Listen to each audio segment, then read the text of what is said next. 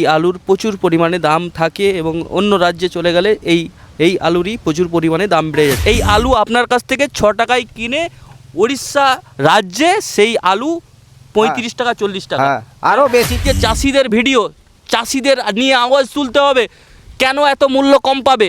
TV আছে আপনার বাড়িতে? আচ্ছা, কোনোদিন খবরে দেখেছেন যে আলু চাষিদের নিয়ে নিউজে কিছু খবর দিচ্ছে যে না না না, কেউ দেয়নি, কেউ নেই, না। মানে চাষিদের জন্য কেউ নেই, চাষিদের জন্য কেউ নেই। ইলেকট্রনিক মিডিয়া পড়ে রয়েছে হিন্দু মুসলিম হিন্দু মুসলিম, চাষিরা না খেতে পেয়ে মারা যাবে।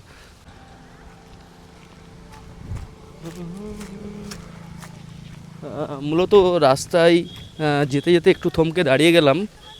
পাশেই আলু চাষ করেছেন চাষিরা এবং আলু তোলা হচ্ছে এবং প্রচুর আলু এইখানে জমা হয়ে রয়েছে দেখতে পাচ্ছি।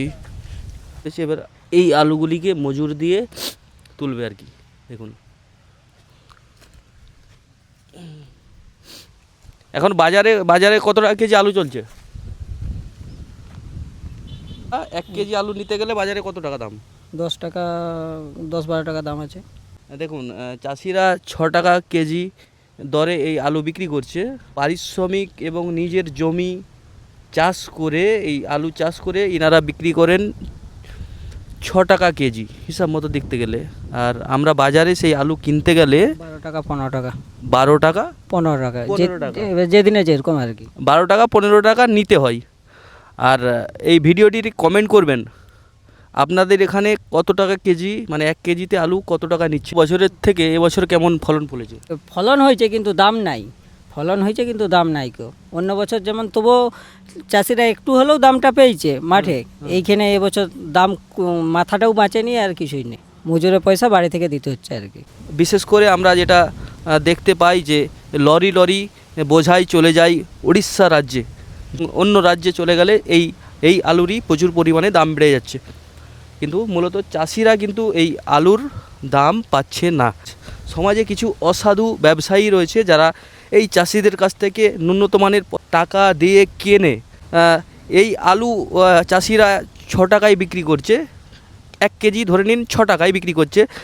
সেই আলু উড়িষ্যার বাজারে যে 1 কেজি 30 টাকা 35 টাকা হয়ে যাচ্ছে।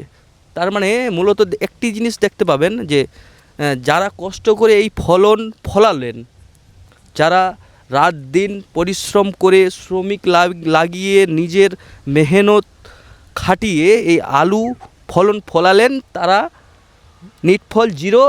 এবং যেটা বলতেছেন যে এই শ্রমিকদেরকে যে পয়সা, মজুরদেরকে যে টাকা দিতে হবে সেই টাকা অবধি বাড়ি থেকে দিতে হবে। আর মূলত চাষিরা কিছুই পাচ্ছে না। চাষিদের নিয়ে আওয়াজ তুলবে কে বলুন? আজকের দিনে দাঁড়িয়ে এখন কন্ট্রোভার্সি চলছে হিন্দু মুসলিম। আপনি সোশ্যাল মিডিয়া খুললেই দেখতে পাবেন হিন্দু মুসলিম। এই যে চাষি, এদের কোনো ধর্ম হয় না, এরা পেটের জ্বালাই ঘর সংসারের তাগিতে চাষ করেই খেতে হবে, এছাড়া কোনো আর উপায় নাই। এদেরকে তো হিন্দু মুসলমান করলে হবে না, এরা চাষ করে 2 টাকা আয় করতে চায়, কিন্তু সেই পথটাও নাই। আর এর জন্য আওয়াজ তুলবে কে? ভালো আছেন তো? হ্যাঁ। তাহলে কাকা আপনার নামটা কি? আমার নাম সেন্টু ঘোষ। আর আমি বাপি। তো দীর্ঘদিন এই আলু চাষ করছেন? দীর্ঘদিন আলু চাষ করছি, কিন্তু লাভ কিছু হচ্ছে না। না না, অসাধু ব্যবসায়ীরা লাভ নিয়ে চলে যাচ্ছে আপনাদের কাছ থেকে। এই আওয়াজ কে তুলবে? কে? কেউ নাই আমাদের হয়ে। কেউ টিভি আছে আপনার বাড়িতে? আচ্ছা।